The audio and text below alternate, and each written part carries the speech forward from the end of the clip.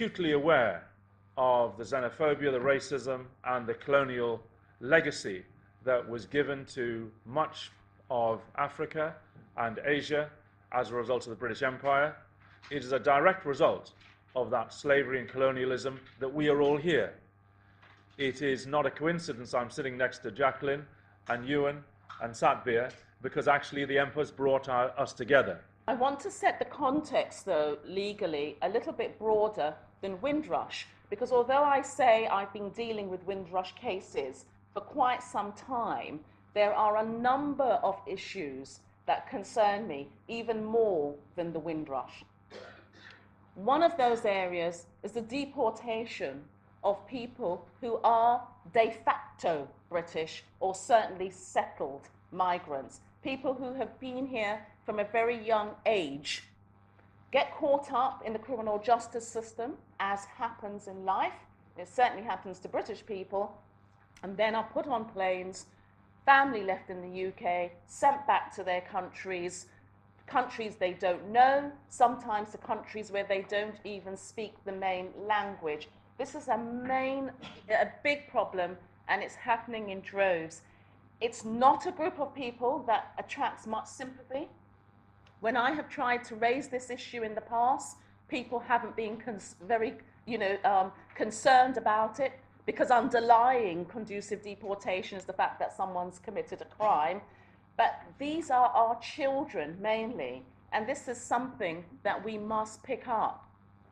We know where all of this came from. We know where the hostile environment came from. We know where the rules that separate husbands and wives and fathers and daughters and mothers and sons came from. When it comes to the racism involved, there are two groups of people that I worry about. There's a group of people who are racist, and we should be comfortable saying that, who think that people who are different, people who look differently, are lesser. Then there's a larger group of people that behave in a slightly more insidious way, and that's the group that I worry a lot more about. These are the people who have decided that for whatever reason, whether it's to escape accountability for their own failures in government, whether it's to escape accountability for the lack of jobs being created or the continued stagnation of wages, they're going to pit everybody against each other, and they're going to blame us for everything, and they're going to let the world burn, and they don't care who suffers as a result. That's a different form of racism, because they'll be happy to sit down and break bread with you. Some of my best friends are black, they'll say. But they don't mind that the suffering that they create is mostly borne by people who are of different colours. The next case is a similar story, but it was her grandmother who came over as part of the Windrush generation. Her grandmother and her grandfather came in the 1950s. This is Jennifer. She's 50 years old, and her grandparents lived and worked in the UK for 37 years before retiring to Jamaica. And her sister was actually adopted by her grandparents. Again, a common picture. Nieces and nephews were taken in by aunts and uncles and grandparents. But she, again, was stayed at home. She didn't come over till 16 years ago. And she has British-born grandchildren, she has nieces and nephews, she has brothers and sisters, all British-born and connected to the Windrush generation through their grandparents. She would be refused from the Windrush scheme. And the interesting thing about both her and Yvonne Smith and a number of the cases we are seeing is that if their parents had been from, if they were white, and they were from, their grandparents and parents were from Canada, Australia, and New Zealand, even if they hadn't stepped foot in this country, they could have claimed British citizenship. I just want to say that the Windrush conspiracy, because that's what I'm going to call it, I'm going to call it by its name, the Windrush conspiracy, because this happened over a period of time, is nothing more than ethnic cleansing. It is designed to target a specific category of people. My grandfather is one of those people. I'm going to speak for him. I'm going to give him a voice here today. I'm going to also speak for Richard Black, who has been marooned in Trinidad for 35 years. I'm going to give a voice to Sharon Vitalis, who is here, present today. Sharon's father flew in the RAF for this country. He defended this country as a serviceman, flying in the RAF from St. Lucia, a British colony. And Sharon was born on a military base in Germany and has a British birth certificate, yet she suffers the injustices of this government and its hostile environment policies. Richard Black came here from Trinidad, from St. Lucia, in 1960. And he came here to join his mother, who was already working here in the UK. They were all British subjects. Richard married in 1976 and went on holiday with his wife 2 years later, an extended holiday as well in 1983. While he was in Trinidad, his passport lapsed and the British government refused to issue him a new passport, saying that he's no longer a British citizen after working in this country for very many years and paying the taxes. He's been denied British passports repeatedly over a process of time he has tried. He's had a marriage breakdown all because of this. His daughter, born in Trinidad in '88, now has the prospect of not being able to have a British passport.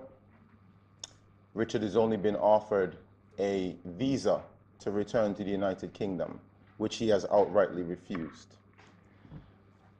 I spoke to Richard just before we came online this morning, and he wanted me to convey that he is very distressed, he's very upset with the entire situation, and he continues to fight for his rights. Much like myself, who has been fighting this struggle for many years before it even had a name, before it had the name Windrush scandal, I've been fighting this very same issue. I was born in St. Kitts and Nevis in 1980, a British colony, born with the same status as our Prime Minister, a citizen of the United Kingdom and colonies. The only difference we have is the color of our skins, which determines who has the right to enter the United Kingdom and who doesn't, regardless of the passport that we carry, which is the same. Montserrat, which sustained a volcano in 1995, still a British territory. All of their citizens had to flee. Well, many of their citizens had to flee from Montserrat because of the volcano. St. Kitts and Nevis, Antigua, all the surrounding islands were taking them. The US president at the time, Bill Clinton, put humanitarian assistance in place for people from that island to come into the US Virgin Islands and into the United States. Meanwhile, Britain denied these people who held British passports and were British citizens from coming here. It wasn't until 2 years later, when the British government somewhat was embarrassed on an international stage, like you see now with the Windrush scandal, that they decided to allow British citizens to have indefinite leave to remain to come into the United Kingdom.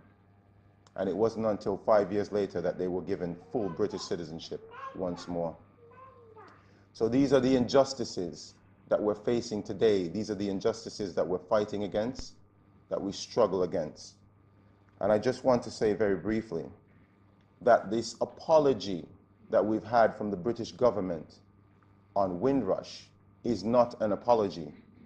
What Theresa May was faced with on the brink of the Commonwealth Heads of Government Summit were 12 to 14 Caribbean leaders who demanded justice for their people, and Theresa May outrightly refused to meet with them the Sunday before the meeting.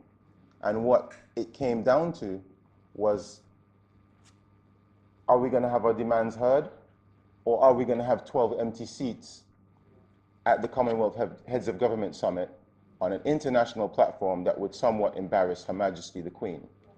And it was only then that the Prime Minister acquiesced, and it was only then that we had some form of half-hearted apology and a mop-up job of admitting that there will be compensation. However, and as we've heard previously, this compensation is beginning to look much like a disaster. We're not sure exactly what it's going to be. We've asked the British government for immediate assistance for the people who are immediately suffering from this Windrush tragedy, and they've refused to do that. They've refused. Not only that, they are the ones who have taken charge of this matter in saying that they will provide for us the remedy for the problem which they caused. This is absolutely akin to being systematically abused, raped, perhaps, and then your abuser coming and saying, hey, are you okay? Is there anything I can do for you? Can I help you?